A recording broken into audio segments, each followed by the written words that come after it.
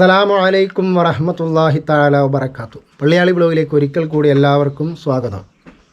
ഞങ്ങൾ വയനാട്ടുകാരാണ്. പിണങ്ങോട് കൽപ്പറ്റ എന്ന് പറയുന്ന പ്രദേശത്തിനടുത്ത് പിണങ്ങോട് എന്നാണ് എൻ്റെ സ്വദേശം. ഞാനിപ്പോൾ താമസിക്കുന്നത് വെണ്ണിയോട് എന്ന് പറയുന്ന സ്ഥലത്തിനടുത്ത് ഒരു കുഗ്രാമം വൈപ്പടി എന്ന് പറയുന്ന പ്രദേശത്താണ്. ഞങ്ങൾ വയനാട്ടുകാരെ സംബന്ധിച്ചിടത്തോളം ഇപ്പോൾ വലിയ ആശങ്കയുടെ നടുവിലാണ് എന്ന് നിങ്ങൾക്കൊക്കെ അറിയാം. 2-3 ദിവസങ്ങളായി പത്രങ്ങൾ വായിക്കുന്നവരും മീഡിയകൾ കാണുന്നവരുമാണ് നമ്മളൊക്കെ. ഒരു ഭാഗത്ത് ആനയാണെങ്കിൽ മറ്റൊരു ഭാഗത്ത് പുലിയാണ്, കടുവയാണ്. കഴിഞ്ഞ ദിവസം മാനന്തവാടി പ്രദേശത്ത് കാട്ടാന ഒരു മനുഷ്യനെ നിഷ്ഠൂരമായി കൊല വിളിച്ചത് മാധ്യമങ്ങളിലൂടെ നമ്മൾ കണ്ടു. വളരെ ഭീതിതമായ ഒരു അന്തരീക്ഷത്തിലാണ് നമ്മളൊക്കെ ജീവിച്ചു കൊണ്ടിരിക്കുന്നത്. ഞങ്ങളുടെയൊക്കെ പ്രദേശത്തിൻ്റെ അടുത്താണ് മാനന്തവാടി എന്ന് പറയുന്നത്. ഈ അടുത്ത ഭാഗങ്ങളിൽ ഞാനൊരു മദ്രസ മുഅല്ലിമ് കൂടിയാണ്. കഴിഞ്ഞ ദിവസം ഞാൻ ഓർക്കുകയാണ്, മദ്രസയിൽ വന്നൊരു ചെറിയ കുട്ടി, ഒരു ഇൻഡ്യൂഷൻ അല്ലെങ്കിൽ ഒരു തോന്നലായിരിക്കണം, രാവിലെ തന്നെ മദ്രസയിൽ വന്ന് പറയാണ്, ഉസ്താദെ ഞാൻ വരുന്ന സമയത്ത് റബ്ബർ തോട്ടത്തിലൊരു പുലിയെ കണ്ടു അല്ലെങ്കിൽ കടുവയെ കണ്ടു എന്ന് പറഞ്ഞു. പുലി എന്നാണ് പറഞ്ഞത്, കടുവയെ കണ്ടു എന്ന് പറഞ്ഞു. ഞാൻ ആ കുട്ടിയെ ആശ്വസിപ്പിച്ചു. നമുക്കറിയാമല്ലോ, ചെറിയ കുഞ്ഞുങ്ങളാണ്, അവന് ദിവസേന കേൾക്കുന്ന വാർത്തകൾ അതാണ്. രക്ഷിതാക്കളിൽ നിന്ന്, കൂട്ടുകാരിൽ നിന്ന്, അല്ലെങ്കിൽ മാധ്യമങ്ങളിൽ നിന്ന് കേൾക്കുന്നിടത്തു നിന്നൊക്കെ പുലി ഇറങ്ങിയിട്ടുണ്ട്, കരടി ഇറങ്ങിയിട്ടുണ്ട് എന്ന് പറയുന്ന വാർത്തകളാണ് ദിനേന നമ്മുടെ കുഞ്ഞുങ്ങളുടെ ചെവിയിലേക്ക് വന്നുകൊണ്ടിരിക്കുന്നത്. അവരൊക്കെ ഭയപ്പെട്ടുകൊണ്ടാണ് രാവിലെ മദ്രസകളിലേക്ക് വരുന്നത്. നേരം വെളുക്കുന്നതിന് മുമ്പ് മദ്രസകളിലേക്ക് വരികയാണ് അവർ. അപ്പോൾ അവരങ്ങനെ കണ്ടു, ഇങ്ങനെ കണ്ടു എന്നൊക്കെ അവർക്ക് തോന്നലൊക്കെ ഉണ്ടാവാനിടയുള്ള വിധം അവരുടെ മനസ്സുകളിലൊക്കെ ഭീതി കടന്നുകൂടിയിട്ടുണ്ട്. അപ്പോൾ ചെറിയൊരു ഇലയനക്കം ഉണ്ടായാൽ അവിടെ എന്തോ ഉണ്ട് എന്ന് സംശയിക്കുന്ന ഒരു കാലഘട്ടത്തിലൂടെയാണ് ഞങ്ങൾ വയനാട്ടുകാർ കടന്നു പോകുന്നത് എന്നർത്ഥം. അത് അനുഭവിക്കുന്നവർക്ക് മാത്രമേ അതിൻ്റെ സീരിയസ്നെസ് എത്രത്തോളം ഉണ്ടാവും എന്ന് പറയാൻ കഴിയും. ഞാൻ സുബഹിക്ക് പള്ളിയിലേക്ക് എൻ്റെ വാഹനവും എടുത്ത് പോകുന്ന ഒരാളാണ്. ദിവസേന നിസ്കരിക്കാൻ വേണ്ടി വീട്ടിൽ നിന്ന് ഞാൻ ജോലി ചെയ്യുന്ന സ്ഥലത്തേക്ക് ആശങ്കയോടെ, പേടിയോടുകൂടിയാണ് യാത്ര ചെയ്യാറുള്ളത്. കാരണം ആ സമയമൊക്കെ എന്തെങ്കിലുമൊക്കെ സംഭവിച്ചാൽ ഒരാൾ പോലും കാണാനില്ലാത്ത വിധം എൻ്റെ കഥ കഴിഞ്ഞു എന്നെ പറയാം. അപ്പോൾ അങ്ങനെ എല്ലാവരും, എൻ്റെ പെങ്ങളുടെ വിവാഹം ചെയ്തു പോയത് മാനന്തവാടി ഭാഗത്തേക്കാണ്. അവരുടെ വീടിൻ്റെയൊക്കെ മുമ്പിലൂടെയാണ് കഴിഞ്ഞ ഏതാനും ആഴ്ചകൾക്ക് മുമ്പ് ഒരാന നടന്നു പോയത്, തണ്ണീർക്കൊമ്പൻ. അത് ചെരിഞ്ഞ വാർത്തയൊക്കെ നമ്മൾ വായിച്ചു. നമ്മളെ സംബന്ധിച്ചിടത്തോളം അതൊക്കെ വേദനയുണ്ടാക്കുന്നതാണ്.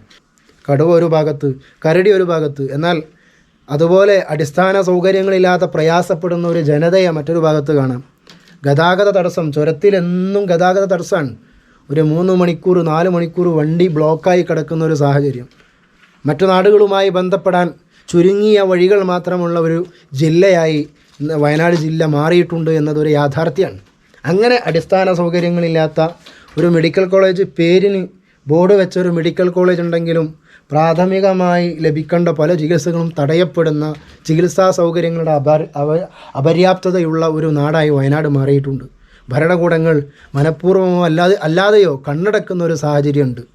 കാടും ഭൂമിയും, കാടും മനുഷ്യൻ അധിവസിക്കുന്ന സ്ഥലങ്ങളും തമ്മിൽ കൃത്യമായൊരു വേർതിരിവില്ലാതാകുന്ന ഒരു കാലഘട്ടം.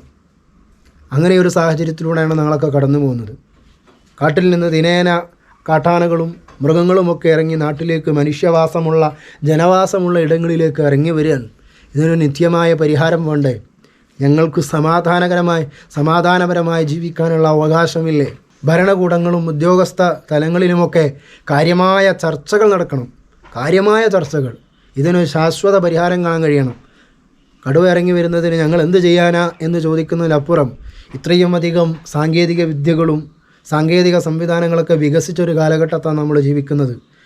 ഏറ്റവും ചുരുങ്ങിയത് നമ്മുടെ വീടിൻ്റെ മുറ്റത്ത് വന്യമൃഗങ്ങൾ ഇറങ്ങി വരുന്നു എന്നതിനെ നിരീക്ഷിക്കാൻ പോലുമുള്ള ഒരു സംവിധാനമില്ലാത്തൊരു ഗവൺമെൻറ്റിൻ്റെ സംവിധാനത്തിൻ്റെ ഉള്ളിലാണോ നമ്മൾ ജീവിക്കുന്നത് എന്ന് പോലും നമ്മൾ സംശയിച്ചു പോകാൻ കഴിഞ്ഞ ദിവസത്തെ സാഹചര്യം. വീട്ടിലേക്ക് വന്നാണ് ഒരു മനുഷ്യനെ നിഷ്ഠൂരമായി ചവിട്ടിക്കൊന്നത്. അപ്പോൾ നമ്മുടെ പടിക്കലെത്തിയിരിക്കുന്നു കടുവ അല്ലെങ്കിൽ ഒരു കാട്ടാന എന്ന് പോലും വിളിച്ചു പറയാൻ, ഒരു മുന്നറിയിപ്പ് കൊടുക്കാൻ പോലും കഴിയാത്ത സിസ്റ്റമാണ് ഇവിടെ പ്രവർത്തിക്കുന്നത് എന്നതാണ് നമ്മളേറെ വേദനിപ്പിക്കുന്നത്, നമ്മളേറെ ആശങ്കപ്പെടുത്തുന്നത്, ഭയപ്പെടുത്തുന്നത്. കാടിനെയും ജനവാസ മേഖലയെയും വേർതിരിക്കുന്ന മതിലുകളും അതിനുള്ള കൃത്യമായ സംവിധാനങ്ങളും നിരീക്ഷണങ്ങളും ഒക്കെ ഉണ്ടാവേണ്ടതുണ്ട്. അല്ലെങ്കിൽ ഇനിയും എത്ര ജീവൻ പൊലിഞ്ഞു പോകണം കാട്ടാനയുടെയും മൃഗത്തിൻ്റെയും ആക്രമണത്താൽ എന്നത് മൃഗസ്നേഹികളടക്കം, ഞാനും മൃഗങ്ങളെ സ്നേഹിക്കുന്ന ആളാണ്. മൃഗസ്നേഹികളായ ആളുകൾ എൻ്റെ വീഡിയോ കാണുന്നുണ്ടാവും. നമ്മുടെ ജീവനും സ്വത്തിനും നമ്മുടെ കൃഷികൾക്കും എത്ര നാശനഷ്ടമുണ്ടായി, എത്ര കൃഷി നശിച്ചു പോകുന്നുണ്ട്. അപ്പോൾ അതിനൊക്കെ സംരക്ഷണം നൽകാൻ ഉത്തരവാദിത്തപ്പെട്ടവർ ഉണർന്ന് പ്രവർത്തിക്കേണ്ടതുണ്ട് എന്ന് ആവശ്യപ്പെടാൻ ഞാൻ ഈ വീഡിയോ ഉപയോഗിച്ചുകൊണ്ട് ഇവിടെ വെച്ചുകൊണ്ട് നിർത്തുന്നു. അസ്സലാമു അലൈക്കും വറഹ്മത്തുള്ളാഹി തആല വബറകാതുഹു.